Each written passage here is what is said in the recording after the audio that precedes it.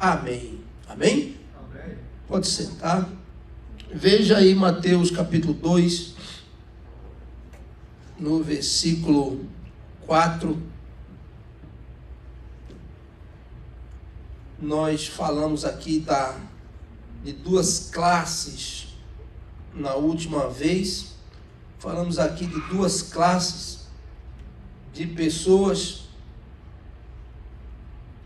dois grupos, especificamente voltados à religião daqueles dias, né?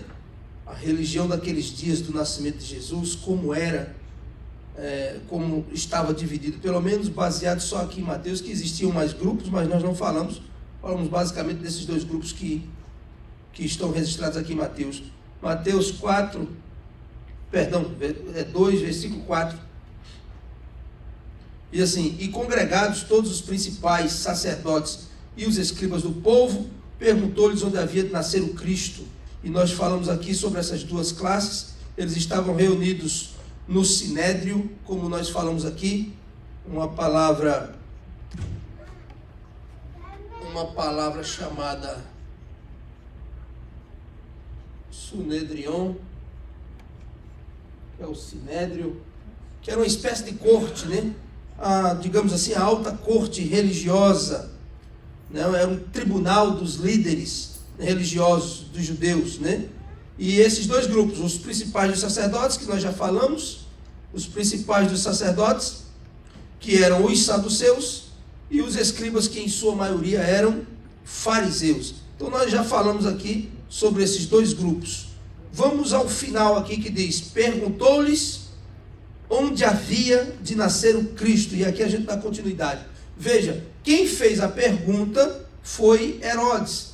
Herodes, quando soube, né, quando os magos falaram com Herodes, ele reuniu os principais dos sacerdotes e os escribas, ou seja, saduceus e fariseus, que compunham o Sinédrio.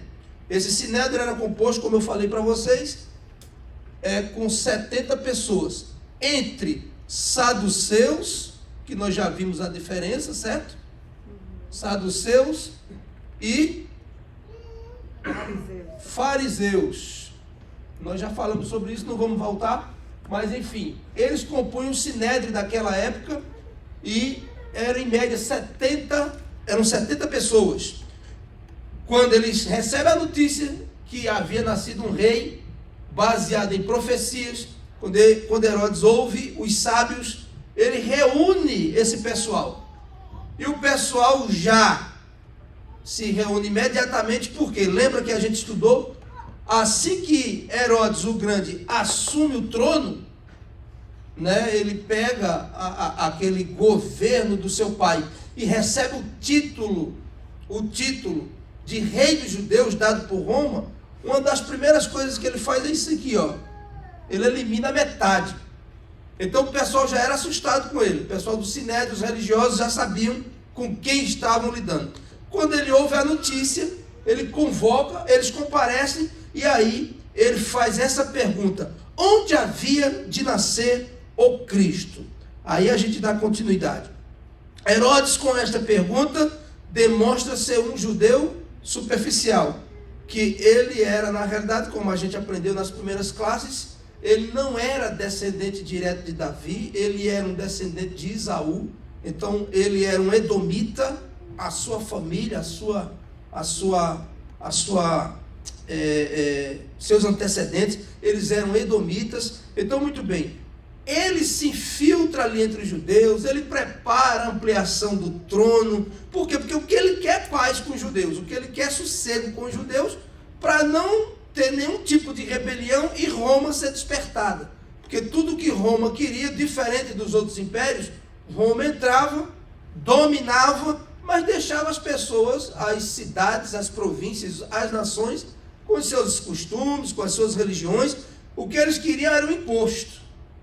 E aí eles colocavam alguém ali como um rei, que era o costume, ou alguém para dirigir. No caso de Herodes, ele era um rei vassalo. Era um rei que não tinha autonomia. Ele tinha o título de rei, mas quem dominava eram os césares romanos. Para evitar qualquer destituição, qualquer levante por parte de Roma, porque Roma entrava, como é o caso de Pilatos.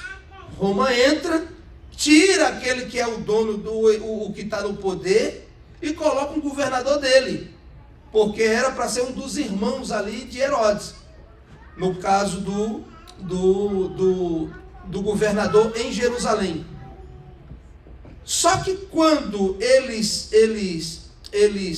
entram no poder e a coisa não agrada a Roma, Roma entra, intervém, tira e coloca outro.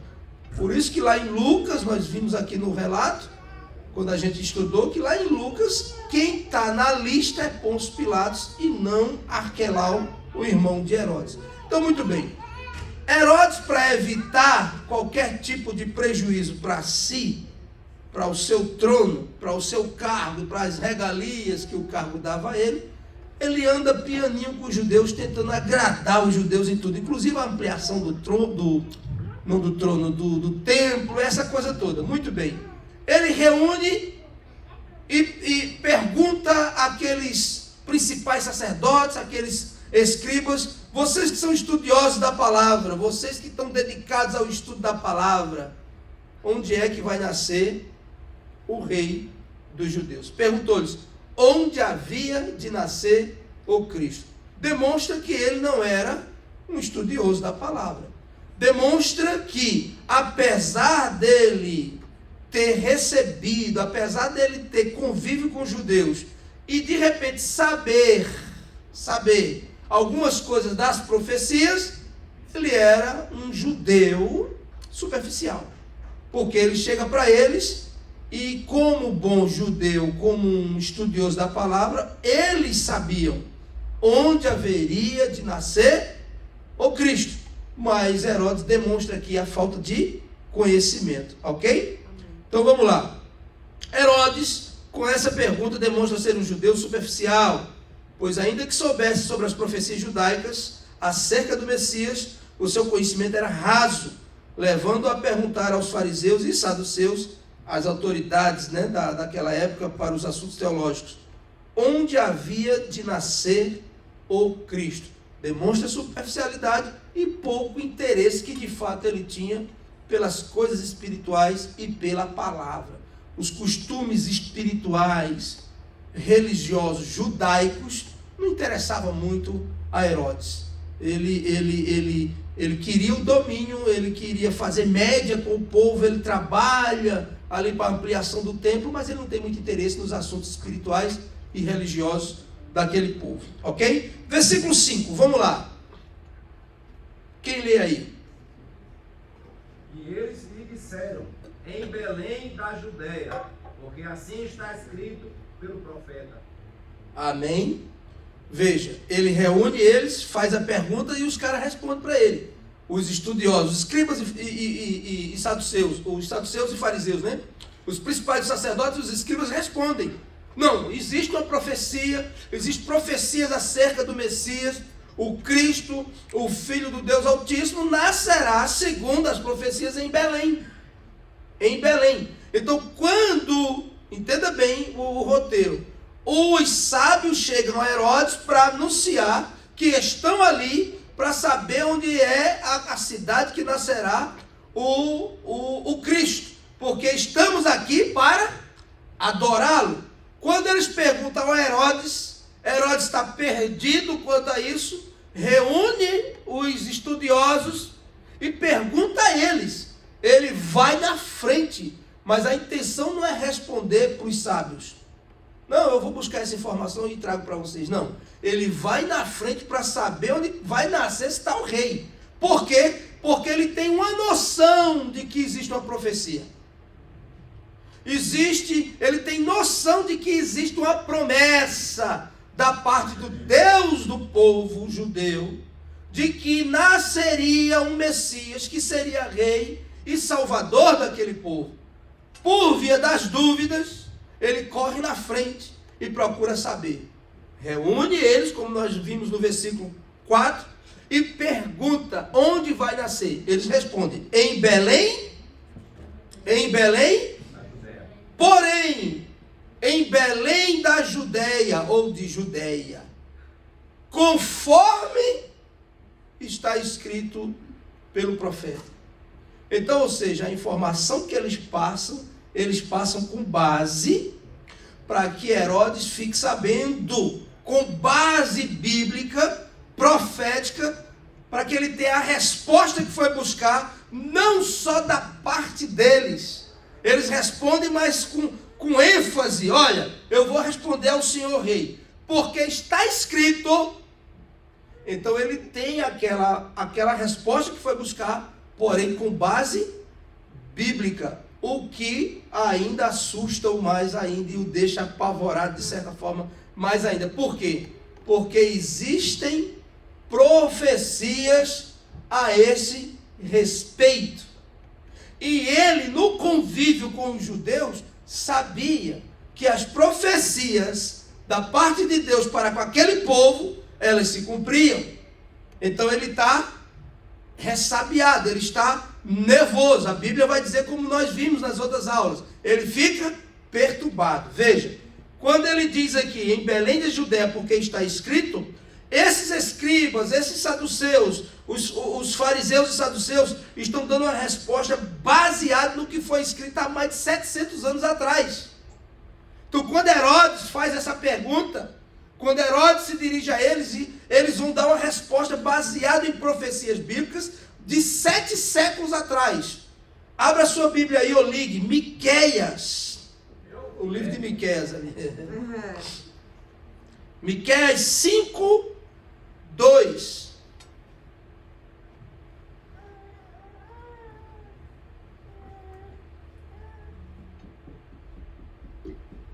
Miqueias 5, 2. Entrou aí? Vai lá.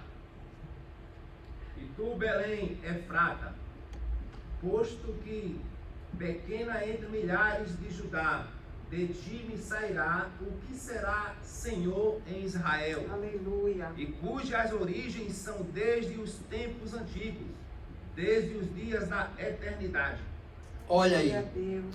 Olha a profecia. Miqueias, 700 anos antes, vai e profetiza: de ti, Belém, sairá aquele que será o rei e cuja origem é eterna. Ou seja, cumprindo em Jesus aquilo que está profetizado há muito tempo. E João vai corroborar com isso, dizendo que ele no princípio era o verbo, e o verbo era Deus, e o verbo estava com Deus, enfim. Ele é eterno. Herodes recebe essa resposta dos estudiosos a quem ele foi recorrer. E eles usam a palavra, a profecia, para dizer a eles, de fato, tem um rei prometido a Israel, e ele nascerá em Belém de Judéia. Queridos, qual é a lição que a gente pode tirar desse versículo aqui, desse versículo que estamos vendo, o 5? Que lição podemos tirar daí? O que a gente pode aprender com essa pergunta e essa resposta? A Bíblia é totalmente confiável, inspirada divinamente, e podemos ter ela como fiel. O que a gente aprende aqui no versículo 5? Fidelidade das Escrituras Sagradas. Glória a Deus. 700 anos antes foi profetizado. Herodes está perguntando e eles estão dando a resposta. De fato, eles não sabiam da conversa de Herodes com os sábios. Eles não sabiam que os sábios chegaram em Jerusalém guiados por uma estrela. E eles não sabiam disso. Eles estão só respondendo a pergunta de Herodes. Só que eles respondem de forma profética. Tem uma profecia, tem uma palavra que está escrito: vai nascer o menino que será o Salvador, vai nascer, e é em Belém. E esse menino não tem origem da terra, a origem dele é eterna. Aleluia. Amém? Miqueias 2, 700 anos antes. Isso vai provar, é mais uma prova de que a Bíblia é verdadeira, de que a palavra de Deus é fiel, é confiável e divinamente inspirada. Queridos, você não vai ver, por exemplo, se você for observar, isso não tem nada, ou seja, não é nossa classe, mas só para você ter uma ideia. A Bíblia, ela está escrita ou foi escrita, todos os seus escritos, dentro de um período de mais ou menos 1.500 anos. 1.500 anos. São mais de 40 escritores. As pessoas dizem autores. Eu não gosto de dizer autor, porque o autor da Bíblia é Deus, é o Espírito Santo, Glória amém? a Deus. Os homens só escreveram o que o Espírito Santo inspirou. Então eu gosto de chamar de escritores. São mais de 40, em média 40, num espaço de 1.500 anos. Eles não se comunicaram. Não, Miqueias vai dizer assim, não, eu digo isso, eu falo isso, Mateus, e você corrobora. Porque aí vai dar a impressão de que a gente está falando a mesma coisa. Nunca se viram. Meu Deus. São 700 anos de diferença. Aleluia, é forte. 700 anos de diferença. De Miqueias para Mateus. E eles estão falando do mesmo assunto. Só que não estão batendo boca sobre o assunto. Uau. Mateus está falando do nascimento, o cumprimento da profecia de Miqueias. Aleluia. Que nunca se encontraram, nunca se viram e escreveram sobre a mesma Glória a coisa. Deus, é forte. Isso é Bíblia, isso é a palavra de Deus. Glória a Deus. É totalmente diferente. Não é qualquer É livro. verdade, Deus. Não é qualquer É escrito. verdade, Deus. Não é qualquer coisa. Uau. Você tem nas mãos aí, por isso que você deve ser apaixonado. É. Por isso que você deve reverenciar essa Coisa palavra. linda, aleluia. A gente encontra pessoas que, em vez de reverenciar, duvida, É verdade. questiona e tal, e mexe para cá, mexe para lá. Queridos, são escritos que nós temos na mão que são datados de pelo menos 3.500 anos. 4.000 anos de escritos que temos nas mãos e que estão aí como foram escritos. É uma palavra inigualável. Transcende, é transcendental, rompe a barreira do tempo. Tem tantos livros, de tantos homens, irmãos, assim, de uma sabedoria intocável. Quantos da antiga Grécia, berço da civilização, berço da filosofia, berço da sabedoria. O que você lê, o que você aprende, o que você estuda de filosofia hoje, que tem grandes filósofos e estudiosos, não chega à unha do que foi o berço da filosofia. Aristóteles e grandes filósofos da Grécia. Só que tantos escritos deles, falas e tantas coisas, eles encheram bibliotecas da sua época para cá. Mas não chega assim à unha do que são os escritos sagrados. Por isso que você deve reverenciar. Por isso que a gente deve se apaixonar, buscar se apaixonar, se alimentar dessa palavra, porque você está consigo, você tem consigo a palavra de Deus, a palavra do Deus eterno, amém? Veja, aí ele está dizendo o seguinte, no versículo 6, e tu, Belém, porque ele está narrando, é Mateus que está narrando, e eles disseram, é em Belém da Judéia, porque assim está escrito pelo profeta, fazendo uma menção a Miqueias, Miqueias 5, versículo 2, não é isso? Capítulo 5, versículo 2. No 6 ele continua a narrativa. E tu, Belém, terra de Judá, de modo nenhum és a menor entre as capitais de Judá, porque de ti sairá o guia, que há de apacentar o meu povo Israel. Versículo 6. Agora, está escrito aqui no versículo 6, como leu o Júlio? Tem algumas palavras diferentes, não tem? Por quê? O que é que acontece aí? Alguém vai dizer os mais certos. Está vendo que a Bíblia não é certa, a Bíblia é contraditória, Miqueias disse uma coisa, Mateus está dizendo outra. É como eu citar para você aqui, um exemplo, João 3,16. Porque Deus amou o mundo de tal maneira que deu o seu Filho unigênito para que todo aquele que nele crê não pereça, mas tenha a vida eterna. Então, eu estou fazendo uma menção da Bíblia para você de cabeça. Eu não fui abrir a Bíblia para ver o que é que está escrito. Então, o que pode ter acontecido é que Mateus, quando vai escrever, quando vai narrar esse acontecimento, pode ser que ele escreveu de memória, ele tinha de cabeça o que estava escrito. E quando ele for escrever de memória, uma palavra ou outra não sai igual, mas altera o sentido? Altera a verdade da Bíblia? Não. Não. Então, por isso que a narrativa de Mateus no versículo 6 está um pouco diferente do que foi dito, escrito por Miqueias em 5:2, como leu o Júlio. E tu, Belém, terra de Judá, que é lá onde nasceria, de modo nenhum és a menor entre as capitais de Judá, porque de ti sairá o guia que há de apacentar o meu povo. Então, isso é uma transcrição. Isso é o quê? Transcrição. Só para você se situar. O que é que Mateus está fazendo? Uma transcrição. No versículo 6, é uma transcrição. Ele está transcrevendo o texto de Miqueias. E aí aparece uma palavra ou outra diferente para você ter uma ideia. Isso é uma transcrição. Ele transcreveu. Ele está fazendo uma paráfrase do texto original. Amém? Ele usa aqui duas palavras diferentes para a gente atentar. Uma é essa.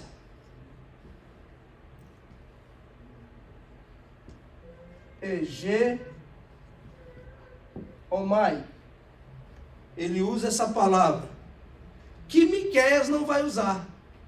Ele vai dizer, e tu, Belém, da terra de Judá, de modo nenhum és a menor entre as capitais de Judá, porque de ti sairá o guia, o Egê-omai.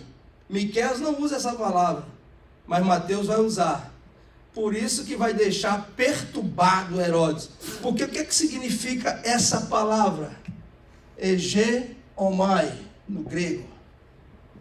De ti sairá o Egê-omai. Anote aí se você está tomando nota. O que é que essa palavra traz de ideia? Comandante. Aleluia. Aleluia. Governador. Ou pastor. Aleluia. Herodes vai ouvir da boca deles, daqueles estudiosos da Bíblia, saduceus e fariseus, não, porque realmente vai nascer um rei e a cidade é Belém de Judá, Belém da Judéia, e esse menino que vai nascer, está escrito, é uma profecia, eles estão dizendo para Herodes, e na profecia está dizendo que ele, quando nascer, será o Egê-omai, o guia, o governador, o comandante Aleluia. do seu povo Glória Israel. a Deus.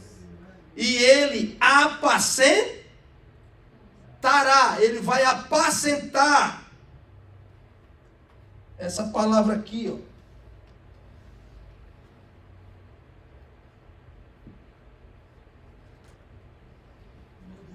Vou escrever errado. Poimaino, também do grego. Essa palavra, ele vai usar duas palavras que Miqueias não usa, que dá ideia, escreva, cuidar e também governar. Cuidar e governar.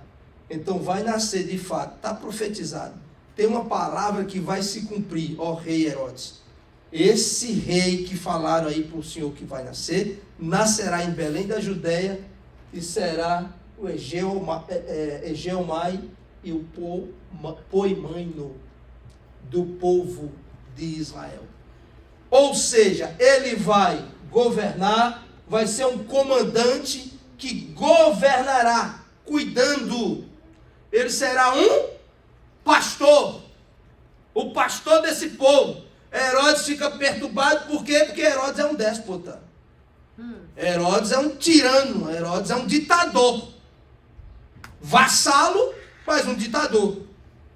Esse rei que nasceria, cuidaria não com despotismo, cuidaria não com tirania, mas com amor. Seria um comandante que abraçaria, como um pastor abraça a sua ovelha. E isso deixa Herodes perturbado. Quantos estão aqui? Amém. O rei que nascera seria um pastor que governaria com cuidado o seu povo Ele não seria um déspota, um tirano, um ditador. Ele seria um guia que apacentaria o seu povo com cuidado e amor, digno de ser adorado. Aleluia. Digno de ser adorado. Glória a Veja, Deus. os sacerdotes e escribas, e agora Herodes, sabiam o local onde nasceria o rei dos judeus. Aqueles estudiosos da palavra sabiam. Herodes agora também sabia onde nasceria. Foi dito para eles que esse rei prometido nasceria onde? Belém. Belém da Judéia. Ok? Preste atenção nesse detalhe. Porque agora eles têm uma informação. Herodes fica perturbado com a notícia do nascimento. Mas agora ele tem uma informação precisa. Onde é que o rei vai nascer? Belém da Judéia. Onde é que esse tal de rei prometido vai nascer? Belém da Judéia. Belém da Judéia. É como se eles, Herodes e os estudiosos, os religiosos, fariseus e saduceus da época, é como se eles, olhando o mapa, soubessem exatamente onde está a cidade que nasceria Jesus. Eles tinham a informação, só não moveram um dedo para ir lá adorar. Ó. Eu vou repetir, porque às vezes a gente perde esses detalhes. Eles têm a informação, eles sabem onde Jesus nascerá, eles só não se movem para ir adorar. Meu Deus. Quem está se movendo a mais de 2.000 quilômetros para adorar? Sábios, gentios. Meu Deus. O povo Meu de Deus. Deus não dá um passo Uau. para adorar. Veja, qual é o detalhe aqui para a gente aprender neste versículo 6? Outra lição do versículo 6, anote. Sabe qual é a lição? É que como eles, hoje existem pessoas assim.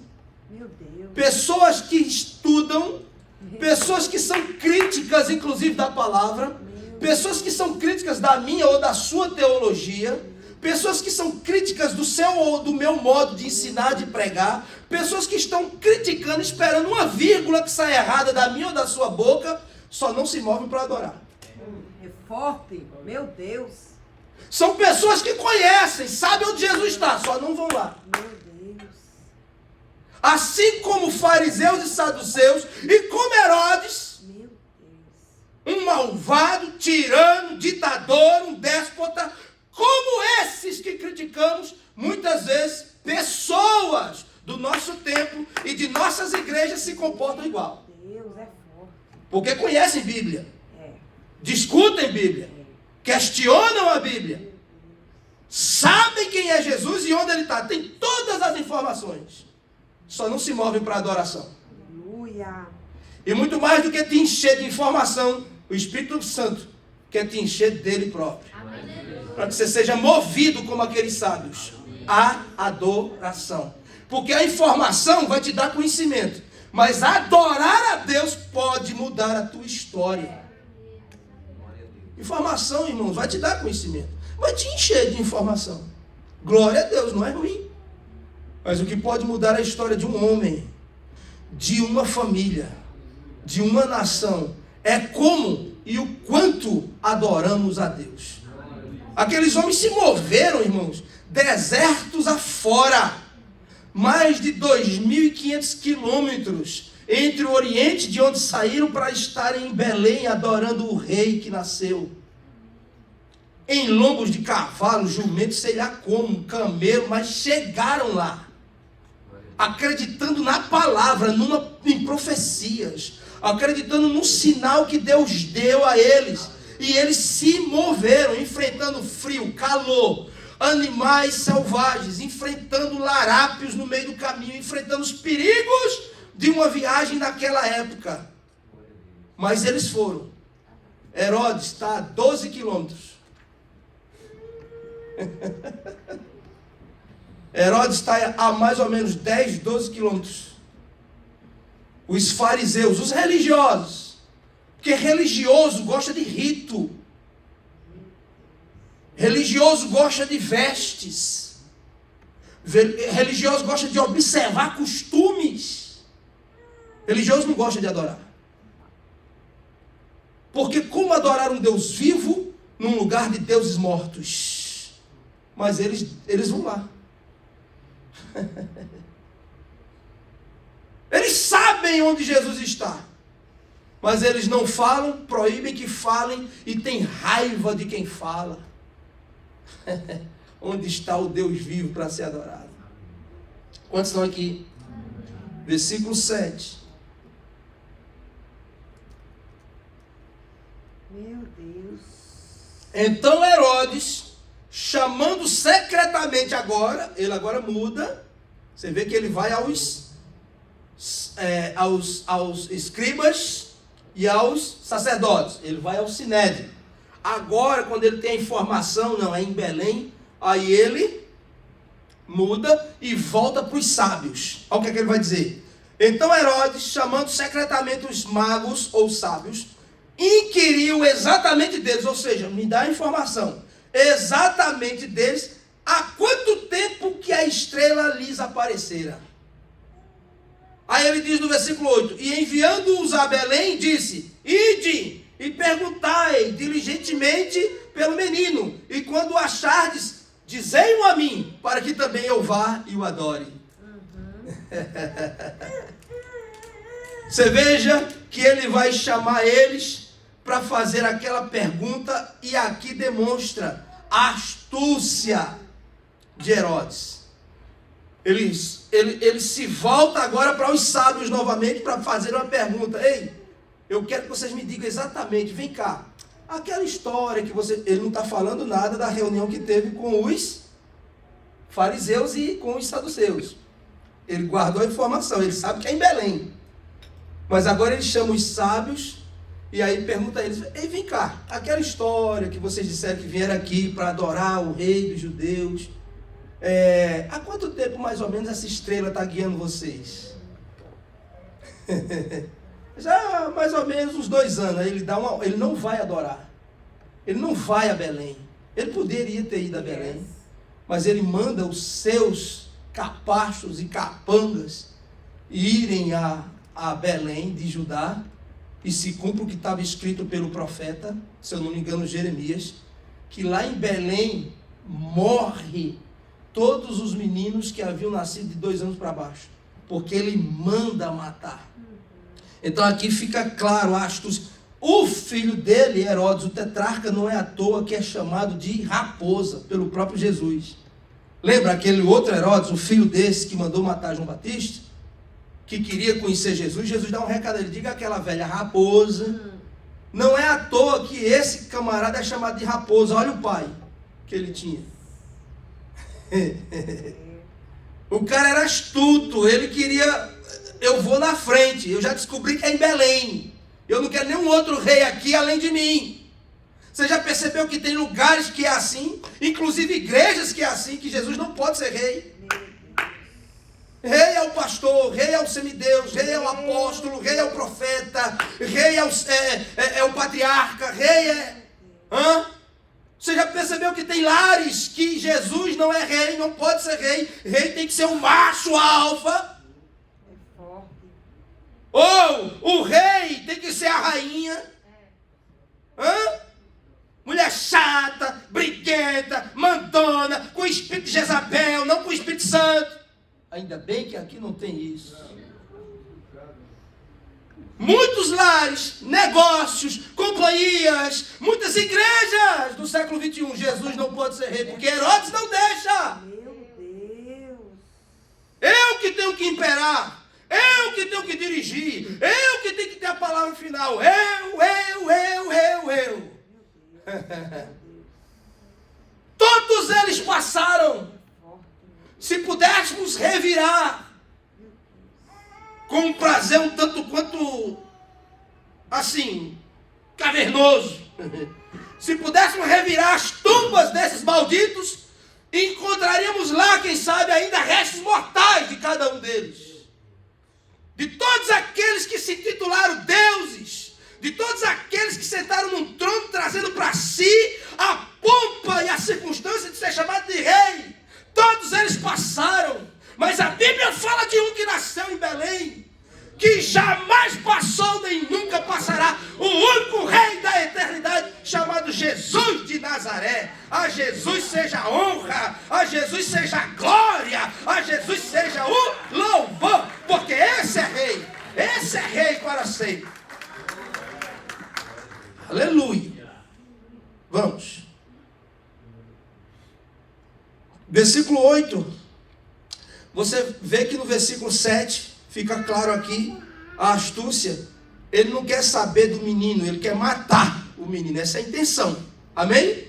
Quantos estão aqui? Amém. Aí tanto é que ele manda. Aparece essa estrela há quanto tempo a vocês? Em média uns 2 anos. Ele manda o povo dele na frente para matar os meninos de 2 anos para baixo. Amém?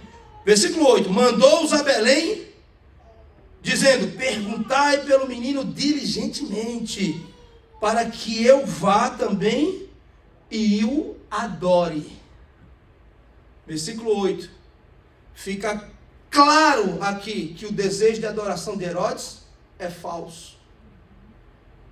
Fica claro para você saber, para eu saber, que Herodes, quando pergunta, manda, ele dá uma ordem. Ele dá uma ordem àqueles sábios. Vão lá, é em Belém. Vocês fazem o seguinte, essa estrela está há quanto tempo guiando vocês? Uns 2 anos, ok. Vai lá. É lá em Belém. Quando vocês acharem, me digam. Me digam. Porque eu quero ir lá e também adorar. É claro aqui a falsa intenção de adoração. Quando ele diz que diligentemente, veja, é procurar com cuidado, é ser meticuloso, é procurar com riqueza de detalhe, não deixar nenhum lugar passar batido. Era assim que eles, os sábios, deveriam procurar o menino. Mas nós sabemos que o pretexto de adorá-lo era completamente falso. Para ele, para esse Herodes, matar não era problema.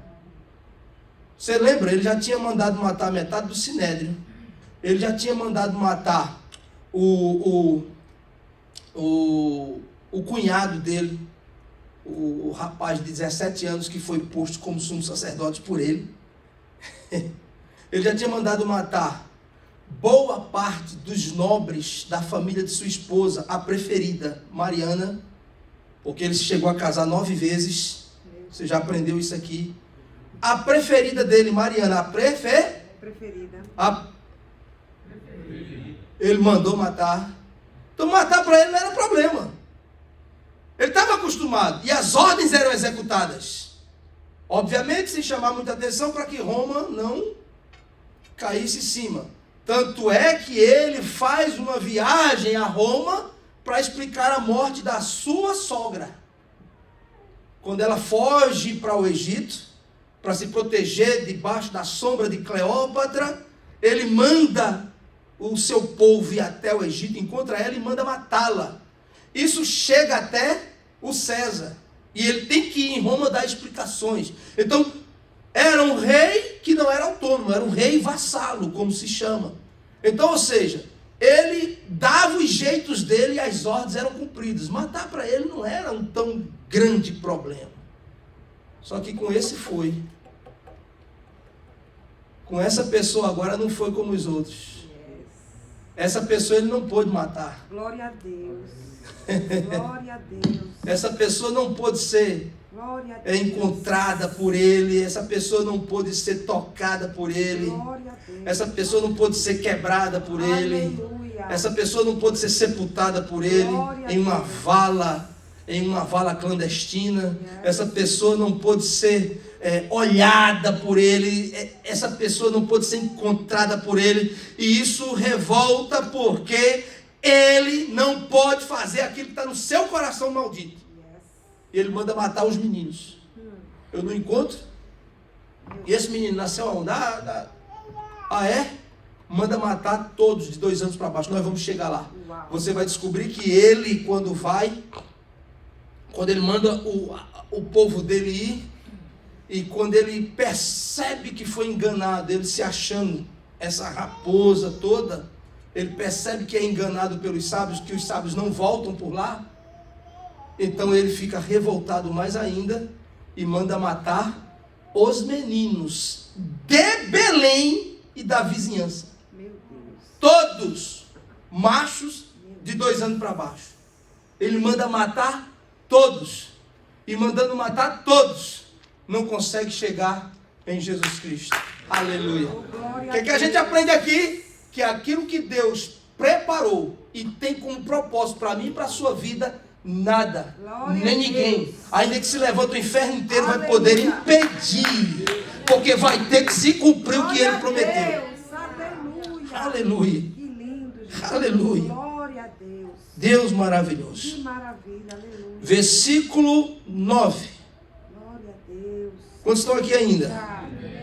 E tendo eles ouvido o rei, quando os sábios ouviram o rei, partiram. E eis que a estrela que tinham visto no oriente ia adiante deles, até que chegando se deteve sobre o lugar onde estava o menino.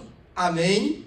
Eles, quando ouviram Herodes, seguiram o caminho de Jerusalém e foram para Belém. E a estrela ia guiando eles. A estrela ia guiando eles. Quando chega em Belém, no lugar em que Jesus está, a estrela para. Aí eles têm a dedução, por direção de Deus, do Espírito Santo, é aqui o lugar. Veja, aquela estrela, nós aprendemos aqui que ela se movia. Então vai adiante deles, mas em um determinado momento, para. Então a estrela se movia, não era estática. Um detalhe. Ela ia adiante deles, guiando os caminhos afora, até que parou sobre o lugar onde estava o menino. Veja, os magos teriam perdido... Será que os magos teriam perdido a visão da estrela? Por que eles saem de lá do Oriente, e em vez de ir direto para Belém, eles param em Jerusalém? Porque Jerusalém não era o lugar do nascimento do rei Jesus. Era em Belém. Mas por que eles vão para Jerusalém? Não fica essa pergunta? Porque se a estrela está guiando, e ela é a estrela do próprio Deus, é a estrela do próprio... Eles vão dizer lá, como vimos a semana passada, e vimos a sua estrela no firmamento. Então a estrela é do próprio Deus. Como é que ela vai e para em Jerusalém? Por que não os guia direto a Belém? Será que eles perderam a estrela? Ou ela aparecia e desaparecia? Bom, é uma pergunta que fica para nós, porque não tem uma resposta clara e definitiva. Mas eles estão sendo guiados pela estrela. Será que a estrela levou eles para o caminho errado, para Jerusalém? Ou será que eles, por algum motivo, por alguma coisa, perderam a estrela de vista? Bom, a gente não tem essa informação, mas podemos tirar lições disso. Amém? Os magos teriam perdido a visão da estrela? Eles param no lugar errado, ou seja, em Jerusalém, e lá tentam obter informações sobre o lugar do nascimento do Messias de Israel, que era em Belém, não em Jerusalém.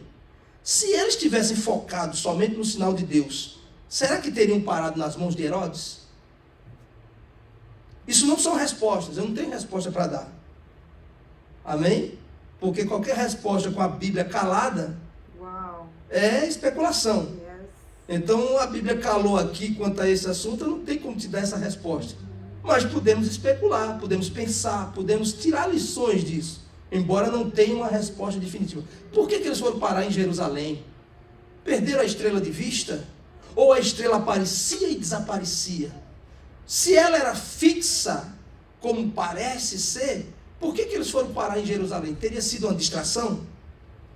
E isso são lições para nós, reflexões para nós. Porque Deus tem nos dado sinais e mais sinais, e às vezes a gente se perde pelo caminho. Por quê? Porque perdemos ele de vista. Meu Deus. Porque perdemos o foco. Meu Deus. Porque nos distraímos com as coisas do caminho. E acaba que, pensando estar indo para adorá-lo, estamos indo consultar outras pessoas. Meu Deus. Tem pessoas que elas estão indo lugares errados, caminhando caminhos errados, mas estão pensando que estão indo adorar Jesus. Quando consultam videntes, quando consultam profetas, profetisas, quando desprezam a palavra de Deus, quando desprezam a adoração ao nome do Rei, e elas estão pensando que estão indo no caminho certo. Veja, se eles tivessem focado somente no sinal de Deus, será que teriam parado nas mãos de Herodes? Será que, se não tivessem ido buscar orientação humana e tivessem focado somente na orientação divina, somente, eles não teriam ido parar direto em Belém? Será que eu quero crer que a estrela os guiava, como está escrito. Então, será que se eles não tivessem perdido a estrela de vista por algum motivo, se ela não aparece, se ela não desaparece, se ela fica lá, e eles não têm perdido ela de vista, será que eles não teriam ido direto a Belém, ao invés de ir em Jerusalém e despertar a fúria de Herodes? Porque aqui é uma questão para a gente meditar e pensar. Sabe o que acontece? Se eles têm ido direto a Belém, nenhum daqueles que morreram, daquelas crianças, teriam morrido. Nenhuma daquelas crianças teriam morrido porque eles teriam ido direto a Belém. Herodes não ficaria sabendo. Mas por que é que eles acabam indo lá até Jerusalém? Deixa Herodes furioso e acabam morrendo vários inocentes. Uma das coisas que podemos ter como explicação é: estava escrito e teria que se cumprir como está escrito. Como o próprio Jesus disse acerca de si mesmo. Ele disse: é necessário que eu morra, que ao terceiro dia eu ressuscite, é necessário que eu passe por tudo isso. Por quê? Porque de mim está escrito assim, para que se cumpra o que de mim está escrito. Amém? Ou seja, havia uma profecia que lá em Belém as mães iriam chorar, representadas por Raquel, quando o profeta vai falar, e ouviu-se o choro de Raquel em Belém e tal. Ou seja, essa Raquel é uma menção a todas as mulheres que choraram naquele dia ou naquela noite que esse desgraçado mandou matar as crianças. Agora, a questão é, voltando a nós, eles, se a estrela está lá o tempo todo, a perderam de vista. Se distraíram pelo caminho e foram parar em Jerusalém. Ou ela, por algum motivo, desaparecia e voltava a aparecer. A gente não sabe. Mas ficam os pontos para a gente refletir. Quantos estão aqui? Amém. Muito bem. Será que nós não arranjamos para nós problemas ainda maiores quando buscamos orientações e conselhos de pessoas erradas e despreparadas? Eles achavam que estavam fazendo certo. Vamos procurar a maior autoridade do local. Quem é? É o rei Herodes, vamos lá. Só que não era correto. O correto era eles irem até Belém de Judeia, conforme estava escrito nas profecias, e a estrela os guiando. Quando nós deveríamos confiar totalmente nas orientações divinas, ou seja, será que não evitaríamos tão graves problemas na nossa própria vida se a gente confiasse somente no que está escrito na palavra? Você sabe que existem casamentos que hoje pessoas estão como inimigas dentro da própria casa, porque casaram-se baseado em consultas a falsos profetas. Tem pessoas que abriram negócios porque um profeta ou uma profetisa, se é que podemos chamar assim, educadamente eu vou chamar, está sendo transmitido, educadamente eu vou chamar essas pessoas de profetas e de profetisas. Alguém guiado por essas pessoas, por esses crápulas, abriram negócios. Por quê? Porque perderam a estrela dele de vista. Foram consultar profetas e profetisas, diminuindo ao chão a maior de todas as profecias e o maior de todos os profetas, que é o Senhor Jesus Cristo. Reduzindo ao chão o guia maior, que é a palavra de Deus. Ei, você não precisa de nada além dele e da sua palavra. Ele é suficiente. Pastor, mas Deus não usa? Usa.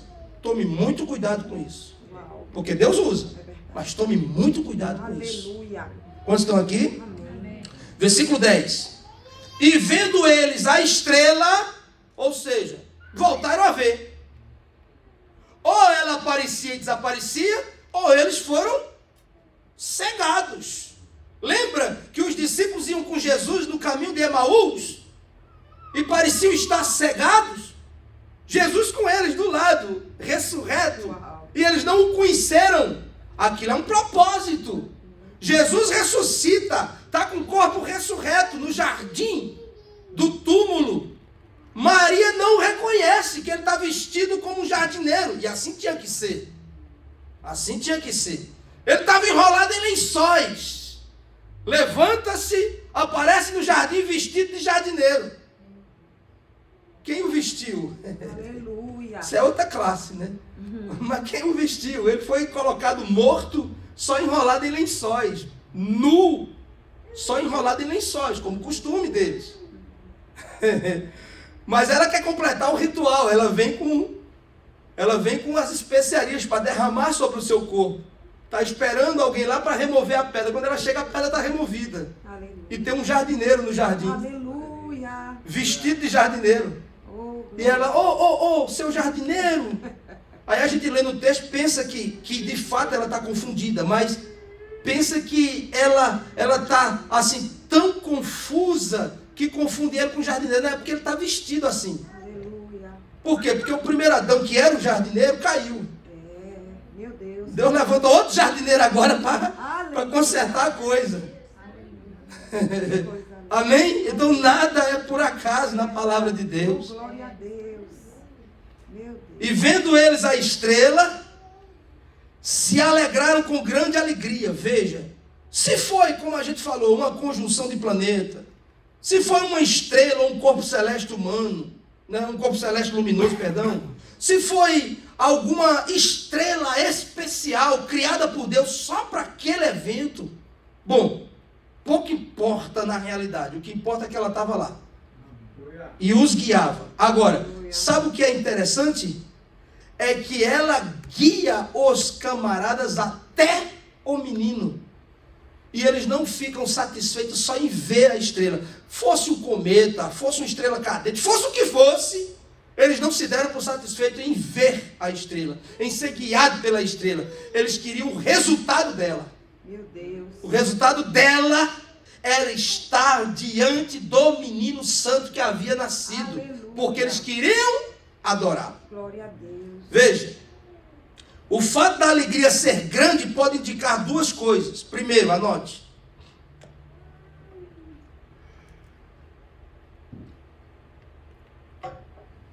Primeira coisa que essa alegria deles, no versículo 10, pode representar. A estrela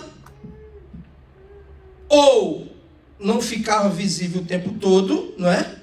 Ou eles haviam perdido ela de vista enquanto estavam em Jerusalém. Então, primeira coisa, essa estrela poderia haver se perdido deles de vista, eles poderiam ter perdido. E aí ela aparece de novo e eles se alegram, e se alegram muito. Primeira coisa. Segundo, poderia ser o motivo dessa alegria. A estrela apareceu, eles vão guiados por ela, vendo elas de novo.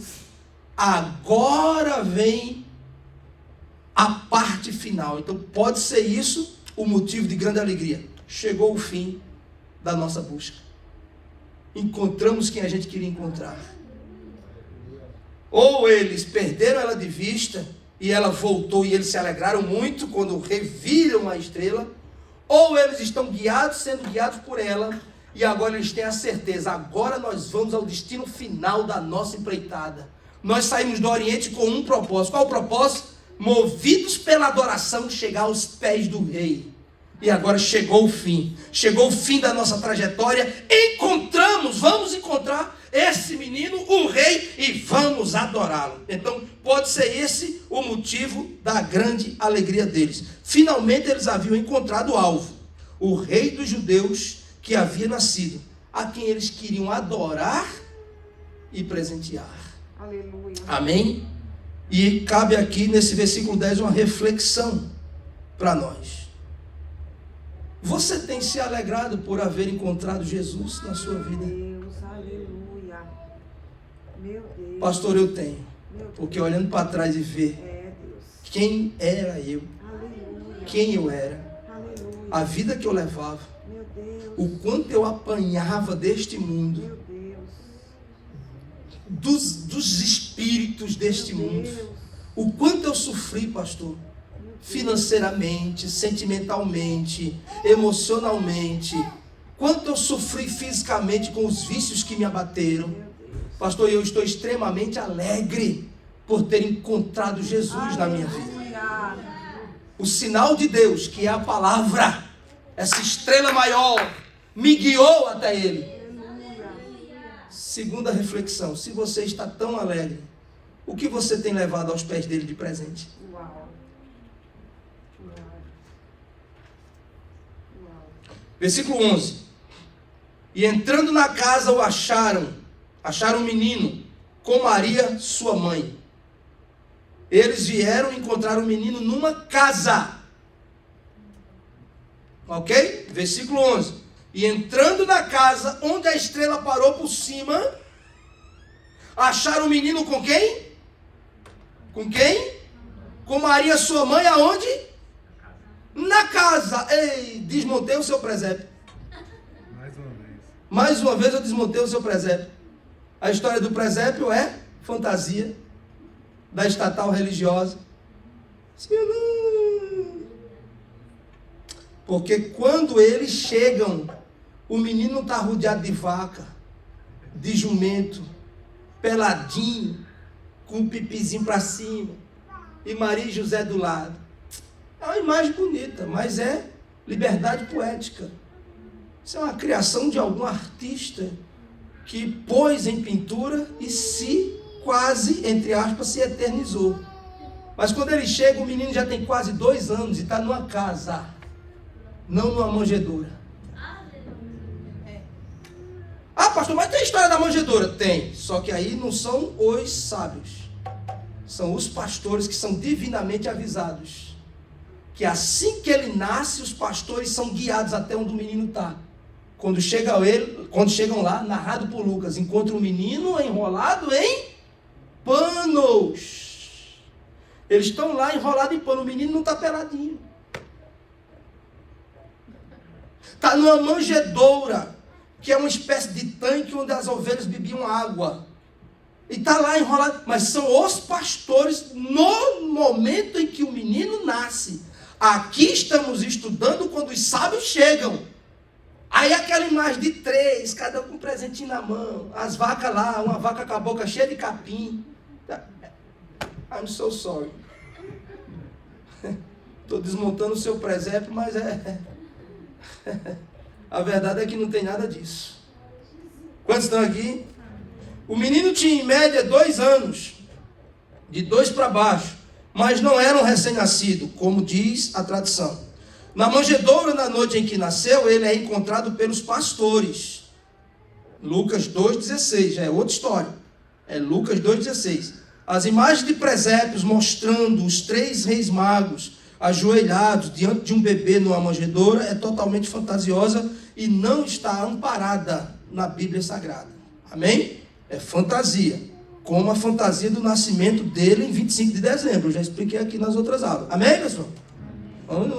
Ele não nasceu. E se ele tivesse nascido em 25 de dezembro, é amanhã.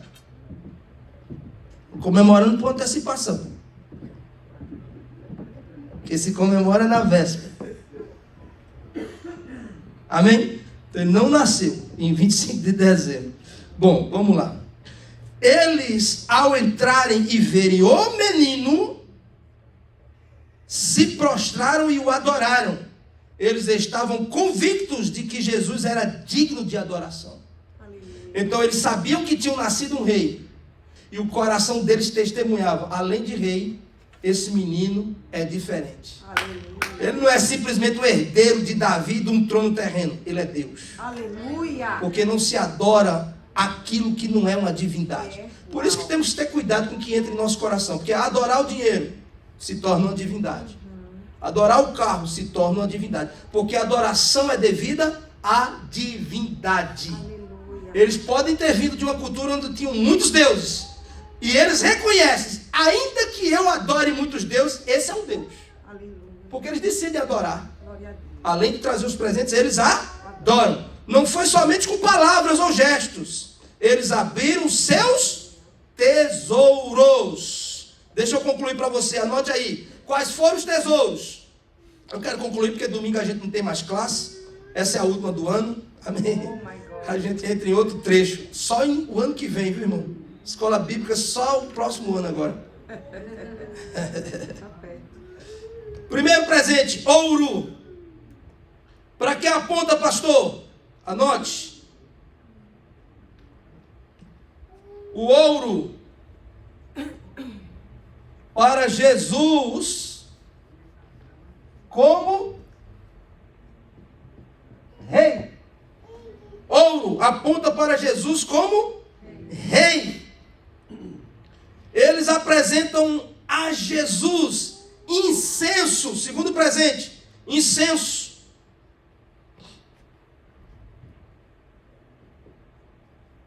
Incenso. Apontam para o ministério sacerdotal. Jesus como sacerdote daquele povo. Só que diferente, ele é da ordem de Melquisedeque. Então ele não apresenta sacrifícios de fora dele.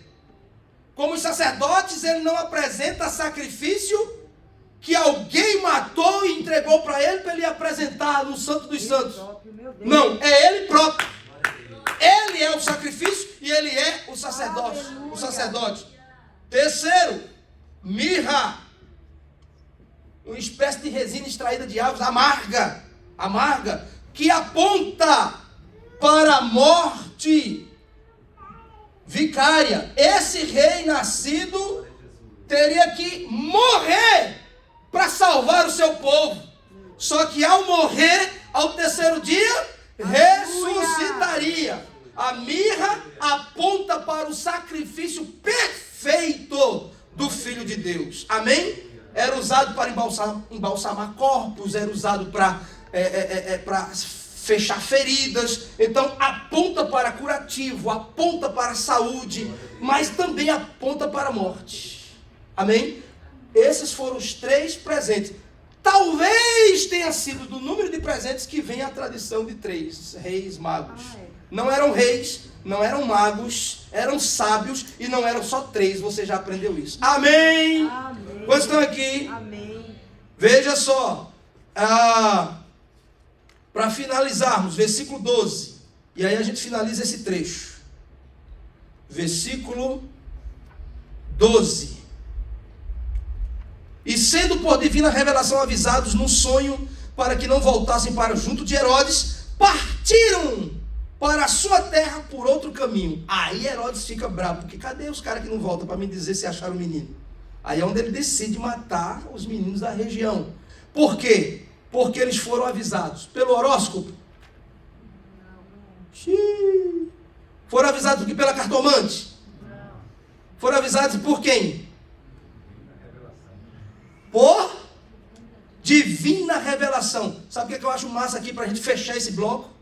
Eu acho massa aqui que fica provado que não tem por que serem antagônicos ciência e fé. Uau. Fique de pé.